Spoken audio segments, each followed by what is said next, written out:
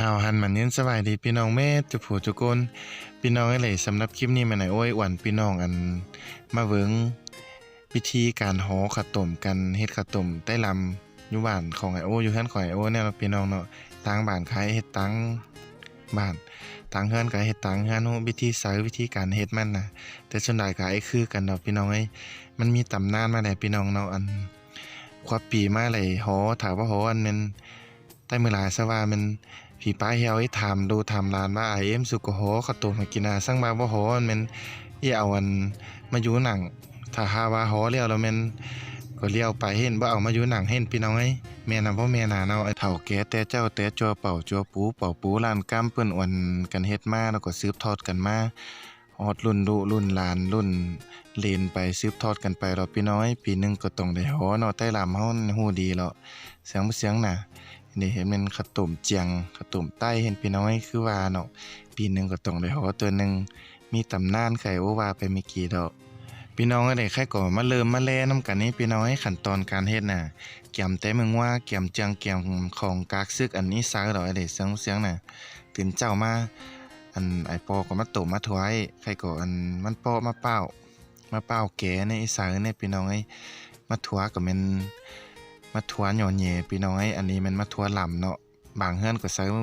ตามแต่ตามมักมาถัวเหลืองมาถัวลำอันนี้มันใต้ลำแค่มาถัวหย่อแหย่มาถัวลำมันน้อยเลยต้มเนาะใครพี่น้องไอ้เลยกำลังต้มเสียงน่ะต้มให้มันเปื่อยๆดอกอันนี้สักกว่างมันแน่น่ะพี่น้องไอ้แล้วแต่มักดอกใครก็มาตำซะให้มันมุนๆน่ะพี่น้องไอ้เลยบางเฮือนก็ใส่ถั่วเหลืองบางเฮือนก็ใส่ถั่วลำแล้วแต่มักพี่น้องให้ตามแต่มีไข่แม่นใส่มันหมูเนื้อหมูเนาะพี่น้องใส่อันเนื้อติดมันพี่น้องใส่แต่เนื้อก็บ่เจ็บใส่แต่มันบางบางเฮือนสักก็ใส่เนื้อบางเฮือนก็ใส่มันแล้วแต่แล้วเฮาก็มาขวาหน่อยนึงครับเพราะน้ำมันออกครับเพราะมันหันนะพี่น้องเนาะมันดิบก็ยังเปียๆอยู่บางเฮือนก็สักก็โหติ้งดิบมันเลยบางเฮือนเขาก็มาขวาคันนี้ก่อนก็แล้วแต่สะดวกแล้วแต่ฝ่ายมักเนาะนี่ก็มาเป้าเนาะพี่น้องเสียงน่ะนี่ดิเสียงตึกมาเป้านี่ก็สักกว่างมันเนาะพี่น้องมาเป้าไอ้ปอเมื่อกี้เนาะไปเอ่ยมาขุดแล้วเลยพี่น้องเสียงน่ะให้มาขวาป้อมันอายหอมเสียงตึกพี่น้องบางเฮือนก็ขวาบางเฮือนก็บ่ขวาแต่ส่วนใหญ่ก็ขวาเนาะพี่น้องเนาะป้อมันอายหอมอันนี้เสียงตึกพี่น้องข้างในเมก็เจ็ดตองตัดหัวตัดหางมันเสียงตึกอันนี้หินไปเลี้ยวหอข้าวต้มก็เป็นปางมือ1 เม็ดมือตลอดพี่น้องเสียงตึกบ่หอก็บ่เป็นมาเนี่ยเป็นฮิตเป็นคล้องนี่ใครมันอันนี้มันฐานสาฐานมันลำมันแน่เนาะอันเสาเห็นว่าบ่เป็นกินเนาะแต่ลำเขาจะฮู้ดีเนาะบางเฮือนก็ใส่เฟืองบางบ่อนก็ใส่เฟืองบางบ่อนก็ใส่อันฐานแม่นฐานมะลินกิ้งการมาเฝ้าซะมันแหละฐานอื่นก็บ่เป็นมันถ้าแม่นเหนียวมันไม่ได้ไข่ปอแก้มันทะเลาะพี่น้องเด้เอามาทะเลาะใส่มีตัวใดก็ใส่ตัวนั้นมีสามีเอแห้งคักดอกพี่น้อยมันทะเลาะมันสายตั้งหวานสายตั้งนออันนี้น่ะเนาอันมาทวานโตมันเป็นสายตั้งกวางเสียงนะใครมันต่ำแล้วก็มาฮ้อนอันหามันมูลแต่เดี๋ยวเราเอาแต่ตัวมูลอันตัวนั้นเป็นบ่มูลก็ต่ำตึม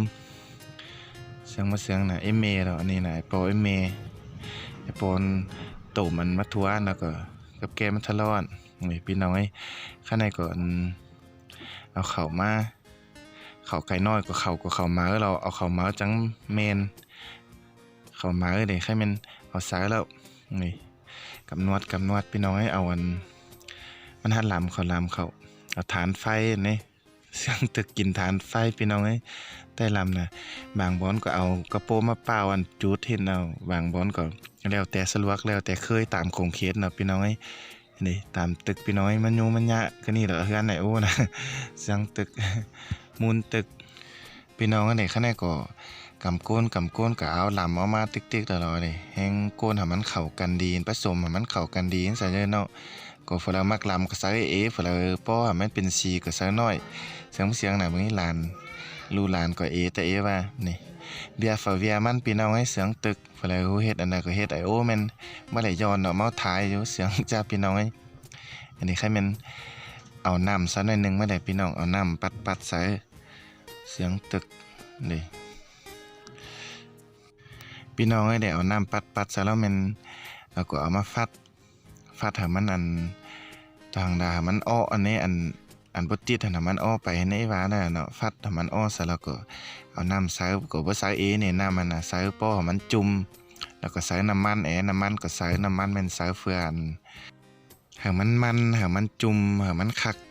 ให้มันเจ็บใส่เยอะพี่น้องเนาะแต่ลำเขาจะฮู้ดีเนาะเพราะข้าวต้มมัน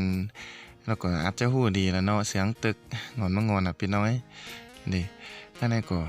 นั่งเฮ็ดเดี่ยวนั่งเฮ็ดเจ็บใจนั่งเฮ็ดเสียงให้มันจุ่มให้มันคักๆเอาน้ำมันใส่เนี่ยเอาเป็นมันใส่เกลือพี่น้องใส่เกลือบ่ใส่เกลือบ่เปลี่ยนมาหรอกบ่เจ็บมาหรอกนี่ใส่มะทะเลาะใส่ตั้งเตงใส่หวานไปมีน้อยก็ใส่น้อยมีหลายก็ใส่หลายแห้งคักดอกพี่น้อยเสียงตึก จิ้มเบิงพี่น้อยจิ้มเบิงพอเรียนให้มัน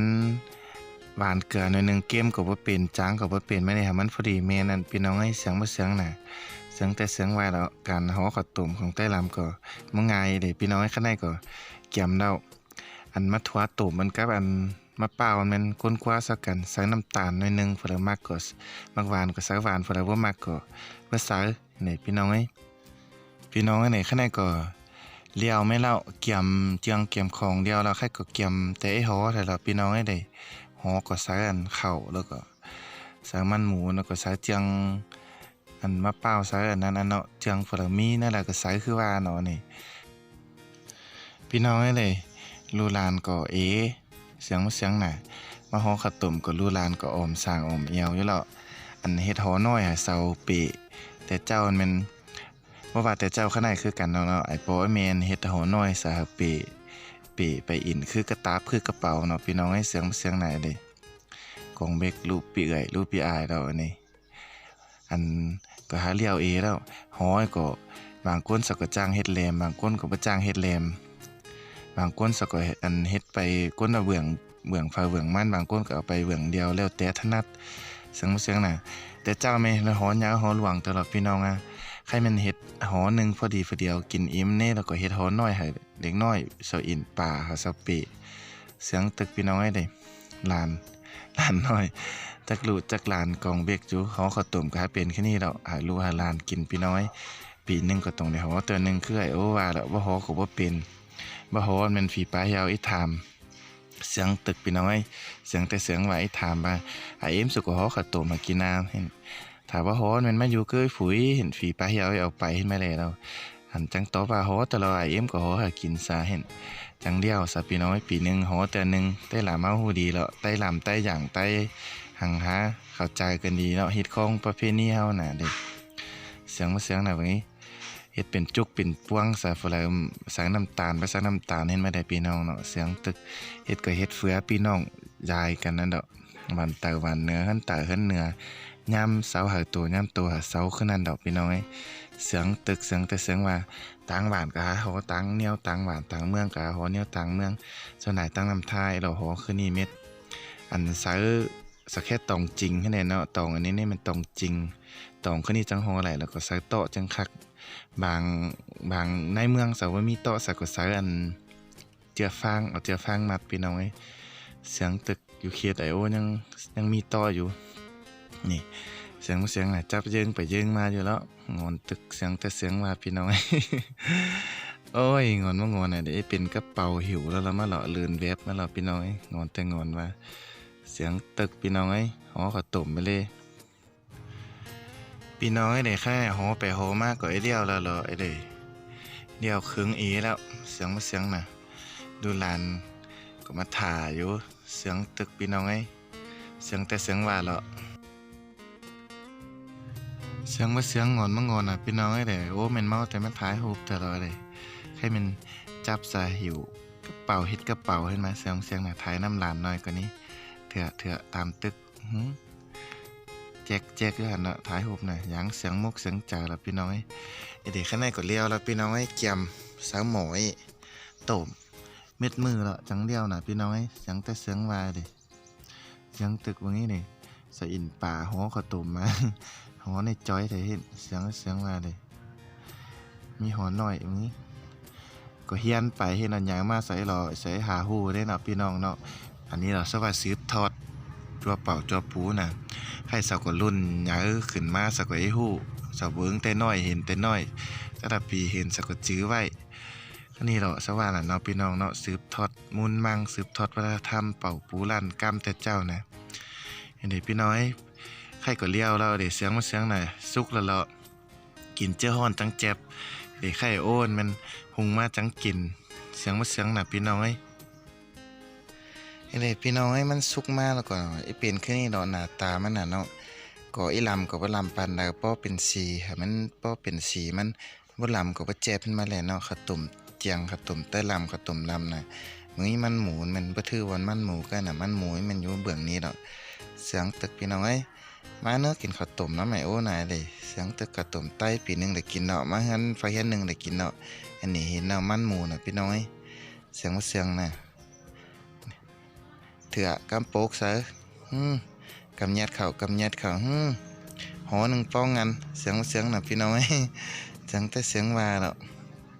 เถื่อพงถุยพี่น้อยข้าวต้มใต้มันว่างไว้ได้กินหลายมื้อซะเยอะเนาะว่างไว้เป็นเบือนก็หลายแล้วแต่เจ้าน่ะเซา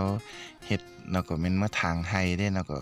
เจอกินเนาะแล้วก็แม่นมามกไฟนี่ใครพี่น้อยโอ้ยมกไฟก่อนสร้างไฟมันเอาแข็งเนาะใครมันมีตู้เย็นมันไว้เป็นปีก็หลายแล้วพี่น้อยที่กินแล้วมันจังมาสร้างไฟแห้งเจ็บแล้วพี่น้อย